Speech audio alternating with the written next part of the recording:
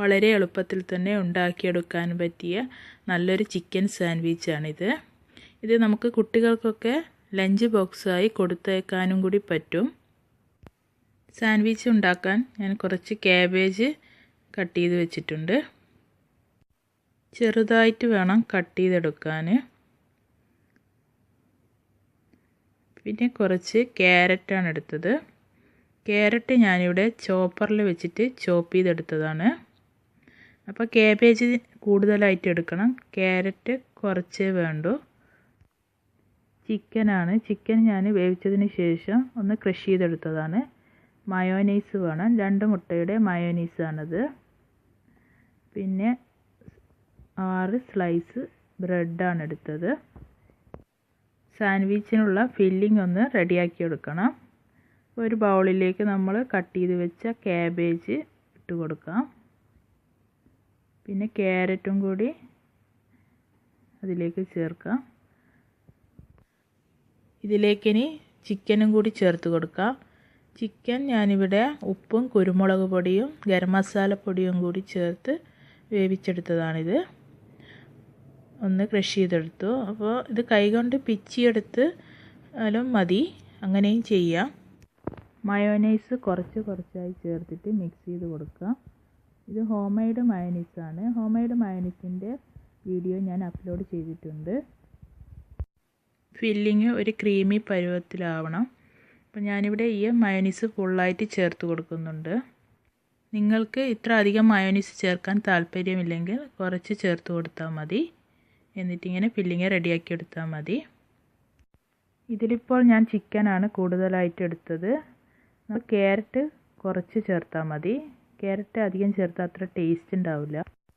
Filling ഇവിടെ ഇപ്പോൾ ready ആയിട്ടുണ്ട്. ഇത് നമുക്ക് ബ്രെഡുമ്മൽ തേക്കാനുള്ള പാകത്തിനായിട്ടുണ്ട്. 6 സ്ലൈസ് ബ്രെഡാണ് ഞാനിവിടെ എടുത്തത്. അപ്പോൾ ബ്രെഡിൻ്റെ സൈഡിലുള്ള ബ്രൗൺ നിറത്തിലുള്ളത് ഞാനൊന്ന് കട്ട് ചെയ്ത് മാറ്റുന്നുണ്ട്. ഇതൊരു ഭംഗിക്ക് വേണ്ടിയാണ് ഞാനിവിടെ കട്ട് ചെയ്ത് മാറ്റുന്നത്. നമ്മൾ വീട്ടിലൊക്കെ ഉണ്ടാക്കുകയാണെങ്കിൽ കട്ട് ചെയ്യേണ്ട ആവശ്യമൊന്നുമില്ല. സൈഡെല്ലാം ഞാനൊന്ന് കട്ട് ചെയ്ത് മാറ്റിയെടുത്തിട്ടുണ്ട്. അപ്പോൾ ഇതിലേക്ക് ഫില്ലിങ് തേച്ച് കൊടുക്കാം. ഒരു ബ്രെഡ് എടുത്തിട്ട് നമുക്ക് കുറച്ച് ഫില്ലിങ് എടുത്തിട്ട് അതിലൊന്ന് എല്ലാ വശത്തും ഒരേ രീതിയിൽ തേച്ച് കൊടുക്കണം. സ്പൂണ് വെച്ചിട്ട് എല്ലാ വശത്തും ഒന്ന് തേച്ച് കൊടുത്താൽ മതി.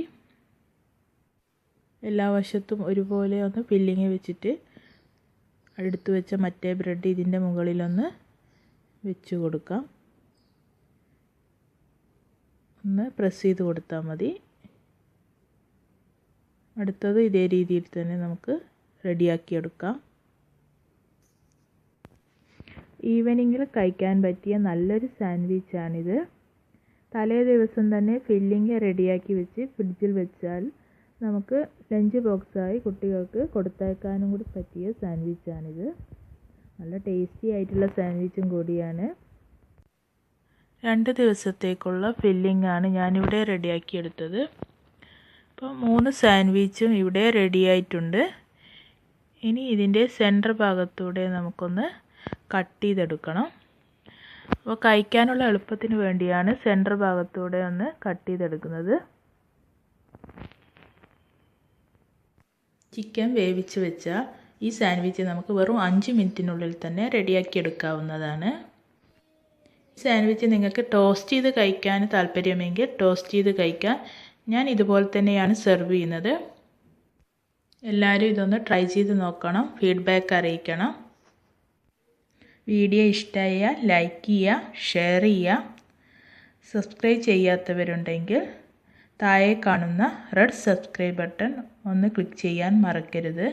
അതിൻ്റെ അടുത്തുള്ള ബെൽ ബട്ടണും കൂടി ക്ലിക്ക് ചെയ്യുമ്പോൾ ഞാനിടുന്ന പുതിയ വീഡിയോസിൻ്റെ നോട്ടിഫിക്കേഷൻ നിങ്ങൾക്ക് അപ്പോൾ തന്നെ ലഭിക്കുന്നതാണ്.